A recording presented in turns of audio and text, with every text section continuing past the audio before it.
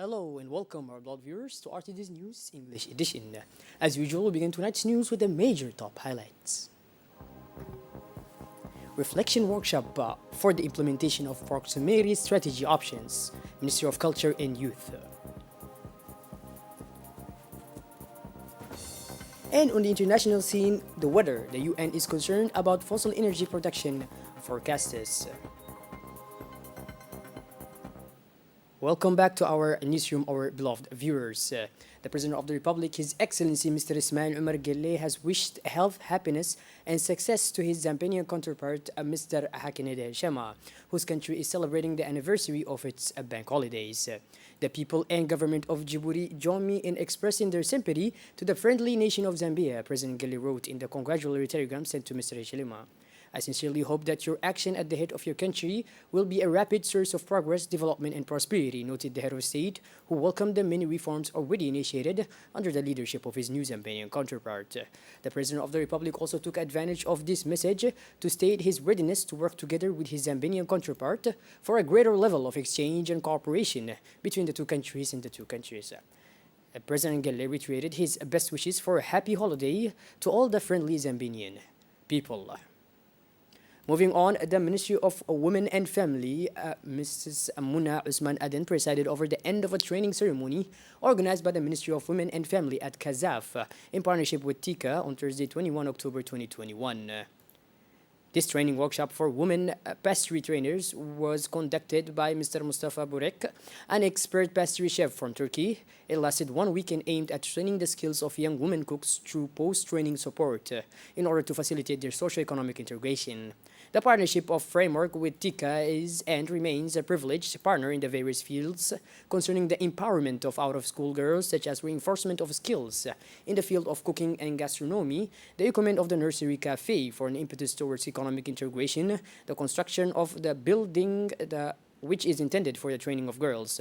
15 people benefited from this training, including trainees from the Kazaf Center, certified cooks from the center, and certified cooks from the UNFD. The training ended with a certificate and gifts of thanks to the partners. In the afternoon, Kazaf organized a fair for children to raise awareness and promote the fight against breast cancer. This festive afternoon took place in a joyful atmosphere, much to the delight of the children. A speech on the occasion, the Turkish ambassador to Djibouti, Mr. Selim Levan, expressed his greater pleasure and happiness to participate in the closing ceremony of the training course related to the promotion of women's empowerment activities.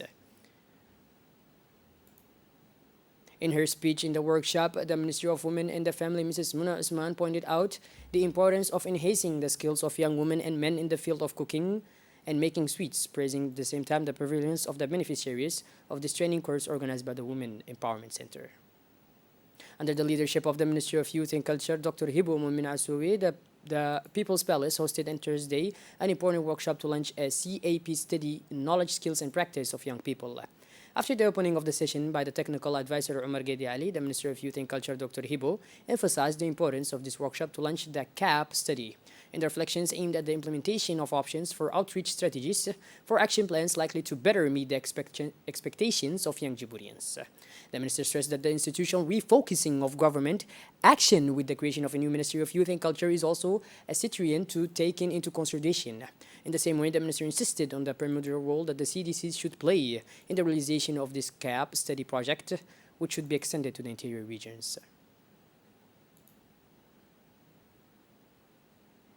Dr. Hibo indicated that this survey and quantitative and qualitative studies of national experts, an essential step to update the national youth strategy dating from 2007, will allow for a better understanding of the strategy and solutions to properly identify the youth problem. The Republic of Djibouti participated in the third Turkey-Africa Business and Economic Forum, which was held from 21 to 22 October 2021 in Istanbul, Turkey. The Djiboutian delegation was led by the Minister of Trade and Tourism, Mr. Mohamed Warsemederi. The minister was accompanied by an important delegation composed of the Ambassador of Djibouti, Mr. Aden Hussein Abdullah in Turkey, the Director General of the National Tourism Agency, ONTD, Mr. Usman Abdi Mohammed, representatives of the Chamber of Commerce of Djibouti, and economic peers. Placed under the high patronage of the President of the Republic of Turkey, His Excellency Mr. Recep Tayyip Erdogan, and the African Union represented by the African Economic Commission. This forum was organized by the Turkish Ministry of Commerce and saw the participation of the Ministry ministers of commerce of African countries and private operators of the continent. This event aimed at strengthening trade between African countries and Turkey through the establishment of win-win strategic partnerships by mobilizing productive investments in sectors of common interest, such as technology and innovation, health, agriculture, and agro-industry, trade and services, and etc. Business with institutions and business with business meetings were organized to strengthen partnership networking between African countries and Turkey. Under the chairmanship of the Honorable Hassan Adengedi, the Standing Committee on Social Development and Environmental Protection met on Thursday, 21 October, to examine the draft law number 136/N/21/8th Legislature on the adoption of the National Disability Strategy 2021 to 2025 of the Republic of Djibouti. This meeting, which saw the participation of parliamentarians, members, and non-members of the committee, took place in the presence of the Secretary General of the Government, the Minister of Social Affairs and Solidarity, the Director General of the National Agency for Persons with Disabilities, and technicians from ministerial departments. After a wide-ranging exchange of views between the parliamentarians and the executives, the committee approved the transmission to the public session of the corpus examined, with the prior instruction of amendments. On Thursday, 21 October 2021, the CSAT Center hosted this closing ceremony of training course for members of the Coast Guard Rapid Intervention Group. This is an important training course for the members of the Coast Guard Rapid Intervention Group, which is the special commando unit for interventions against piracy and maritime tourism. Therefore, engaging in hardening and endurance training is a necessity, and the experience gained is important in the process of professionalization of the strategic unit. The ceremony ended with the distribution of certificates to the participants who successfully completed the 2021 course.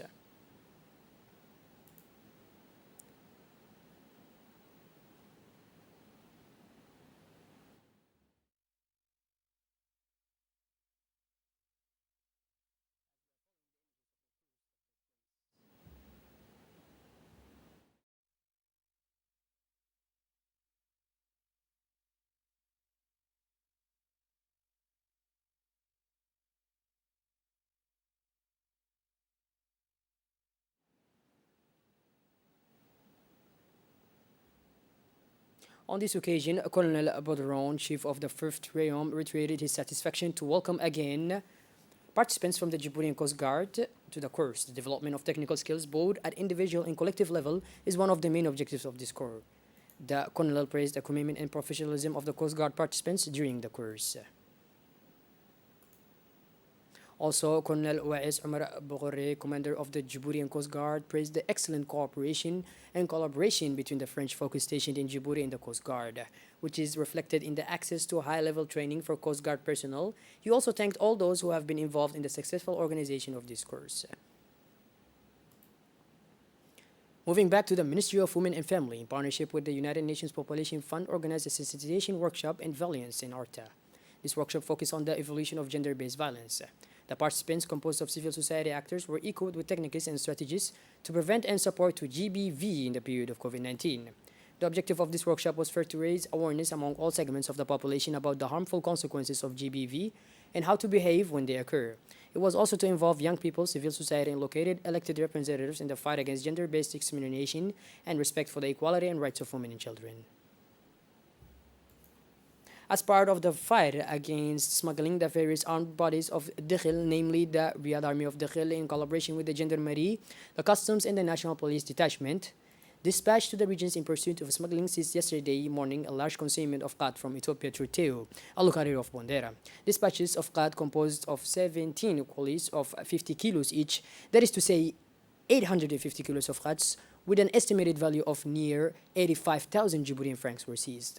After the arrest and seizure, the elements of the different armed corps of a region of Dakhil proceeded to the destruction of these khats within the 2 posts of the Riyadh Army of Dakhil, where all was taken in fire.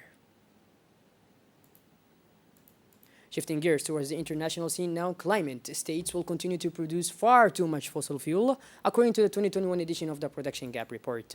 A new report by the United Nations Environment Programme showed that projected coal, oil, and gas production in 2030 is more than twice as much as is compatible with limiting global warming to 1.5 degrees Celsius.